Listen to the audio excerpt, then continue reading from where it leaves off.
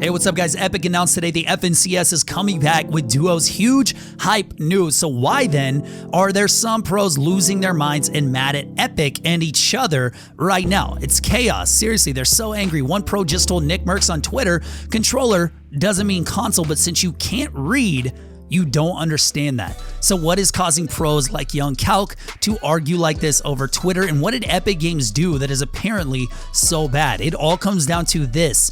Epic said in this season of FNCS, there will be 2 tournament tracks, one for players on PC and one for players on console and mobile. Each track will have equal prizing and their own champions. And this is why tons of pros are freaking out. They don't think it should be split into PC and consoles because they want it to be the best of the best players competing against each other for one large prize pool, which sounds good, right? And all but the other side of the things and the other side of the pros and players like Nickmercs are saying PC players have a huge advantage and he's glad it should be separate. The tweet that started this was Monster Deface just simply saying, anyone else stoked about console getting their own FNCS competition though?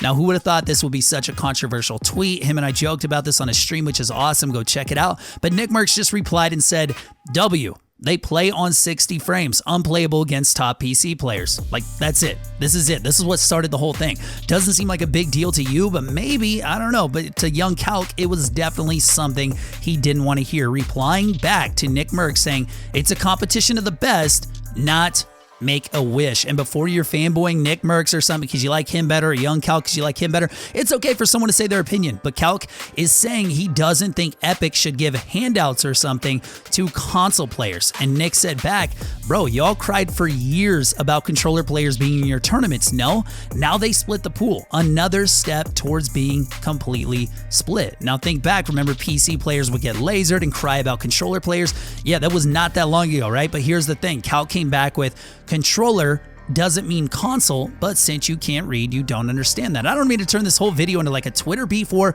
because truthfully, Twitter has arguments every day about pro players, and I don't tell you guys because usually I don't care that much, but this is different. This is 2 sides of the spectrum that Epic has to try to find a balance for, and it seems impossible. But tell me who you think is right now. You might change your mind in a little bit, I don't know, but be sure right now that you liked and check to see that you're sub to, because you guys tell me all the time YouTube likes to unsubscribe you guys. I don't know why they do that. But enough of that. We'll get back to all of this in just a second. Nickmercs finally went live. Here is what he had to say to Young Calc and all the young Fortnite players and how lucky, spoiled maybe, that they are to make this much money. And then we got a lot more chaos coming. Do not miss this that we have to figure out together. Check this out. A lot of these kids' fault, these keyboard and mouse players, these young Fortnite pros, man. It's not their fault, really. Like, you can't hard blame them. You can kind of blame them. Like, you can give them a little bit brag so stupid all the time, but you can't get super angry. You wanna know why? Because, bro, they don't know better, man. Bro, they don't know about playing for breadcrumbs, man. They have no idea. None of them ever did it.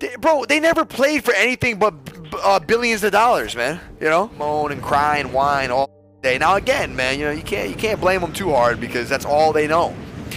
That's all they're used to, man. They're spoiled. They're completely spoiled, bro. Guys, for the rest of time, the Fortnite community will always, and not Fortnite, but just any like younger, newer game community, they're always going to be full of little complaining little men. All of them. And it's hard to blame them because, like I said, that's all they know. They don't know better. I'm sitting here arguing with like little 12-year-olds on Twitter, man, with anime abbeys who have like no grasp of how things actually work. Like, they have no idea. I don't even know why I waste my time. I really don't. Because they really have no clue how things work. They just know Fortnite and how it's been. So I can't sit here and disagree with Nick, but I can't fully agree with it. I think one of the biggest mistakes Epic ever made in Fortnite is dumping too much money into competitive too fast. They wanted to get their game on the map, all right? I get it. They wanted to be taken seriously in the gaming community and drop millions of dollars fast. And yes, it caught the attention of people, even Booga being on like late night talk shows and stuff. And now Booga, though, is constantly complaining. So is he one of these people too? I don't know. Of course, he does complain about some good things too, right? But is Nick right about all of this? Or can Young Calc be right too, that competitive in Fortnite should be all about the best of the best, and Epic shouldn't have to like cater to certain groups of people. Man, I don't know, it's crazy, but Nick replied to the "you can't read" tweet saying, "Do y'all not realize how many controller players are going to play these on console? This is more than likely just a step or test to eventually fully separating the inputs. How do you not see that?" And good point, Epic might just say, you know what, we're sick of the aim assist whining and the complaining, no more controllers on PC, and if you're a controller, you play with controllers, so nobody whines about it. That could happen, and Nick is saying that it is coming based on this tourney. Now, Calc saying back, I don't think you realize the main issue is that if they decide to split World Cup or split comp with an equal prize pool, then the scene is doomed. And then added this tweet, which I'm not going to read. I'm just going to put it on the screen for you guys. Maybe you guys can piece it together. But who calls Nickmercs that? I'm just saying, you guys know Calc. He doesn't hold back here. To be honest, he ends up being right a lot of the time. But let me throw this one argument out there right now. 60 FPS versus 144 or 240. To me, that's the biggest thing. Like, forget aim assist for a second, because we're talking PC versus console here, not even controller right now. 60 FPS is a massive disadvantage, and there isn't a thing that console players can do about it. You guys on Xbox, you guys on PS4, you're at a disadvantage and you know it. There's a reason that not a single pro PC player plays on 60 FPS. You'd be dumb to. It's one of the fastest ways to improve, to move to 140 or 240, or excuse me, 144 or 240, because you see more happening sooner. You can react sooner. That's the entire game. Who can react the fastest? But what can Epic do? Why did they force everybody to play together from the start? Were numbers really that low? Usually that's why games do that. They don't want wait times to be too long, so they bring everybody together, but you can't sit there and tell me a 30 FPS Switch player can compete with a 240 FPS mouse and keyboard player. There's no way. The pro MKB player will beat the pro Switch player 99 times out of 100, if not 100. There's just no way. So is there something else Epic isn't telling us? Because Benji Fishy posted the prize pools and said, remember when we used to get $32,000 for winning one trio week? There has to be some God prize pool event soon.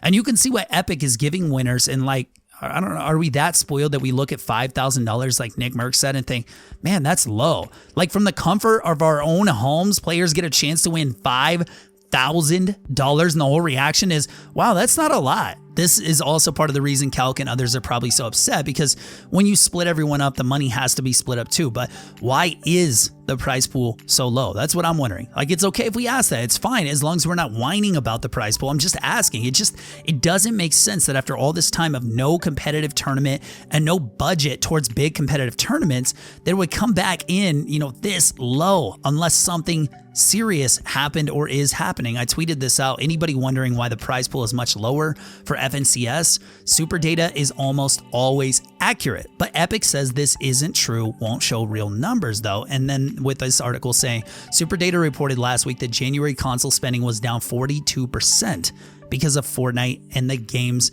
earnings continued their gradual decline and hit their lowest level since November 2017, 2 months after the introduction of its Battle Royale game mode. Now, Epic did come out and say this isn't true, but they won't show the real numbers. And by the way, Super Data has had a long track record of being right, and they're still saying this is true, but of course Epic knows the real truth, so why not just say it? They used to talk about their earnings quite a bit, and never once did they dispute what Super Data has said after 2 years now. But all of a sudden, Super Data's wrong? I don't know, fishy stuff makes me worried for Epic, because what if they are actually losing a ton of money here? Like, I don't buy skins hardly ever anymore. And from what I hear, a lot of you guys don't either. The game just isn't the same. I don't even play it as much as I used to, so why would I or you guys spend more money on it, right? Now, there's one more possible reason why Epic would do this.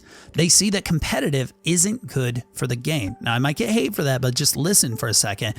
And it isn't bringing any extra money in. So they're lowering it and caring less about it. And I think that's honestly partly true. Like, competitive was natural. It was going to happen in this game. But the moment this game got too competitive, it lost all its charm and became a sweat fest instead of a game that 4-year-olds and 44-year-olds could goof around in with their friends. Now, none of our friends still play anymore. And what's the number one answer I hear when I ask anybody? And trust me, I've asked a ton. Why do they quit? People got too good at this game. Maybe Epic just realized they pursued too much competitive in what should have just been a goofy cartoon game, and they're trying to pull back. but it's probably too late. Now, last thing, Nick has a message for the angry 14 to 17-year-olds on Twitter with their earnings in their bio. Check this out. Fortnite money ain't gonna last forever, man. You know? And this is not a shot at one person, bro. There's hundreds of them, thousands of them. They all act the same.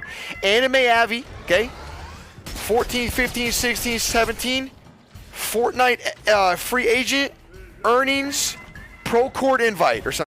Like, dude, we get it, man. Pin tweet of your bio. Nobody cares. You see this little thing right here? This is called a controller. Okay? That's L2. You butt every day. Yo, listen, a lot of people play with this controller, guys. And there's a lot of them are not on PC. Y'all know that, right? You guys know how many people play this game on PlayStation and Xbox? It's ridiculous.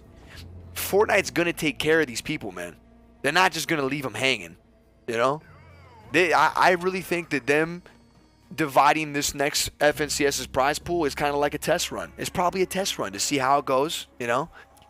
And if people are concerned that the cup, if there is another cup, or if it's soon or whatever, if people are concerned that the next World Cup might be this way too, I think it might. I think your concern is fair. All right, I gave you guys a lot to think about, but any last thoughts, let me know down in the comments, and like and sub.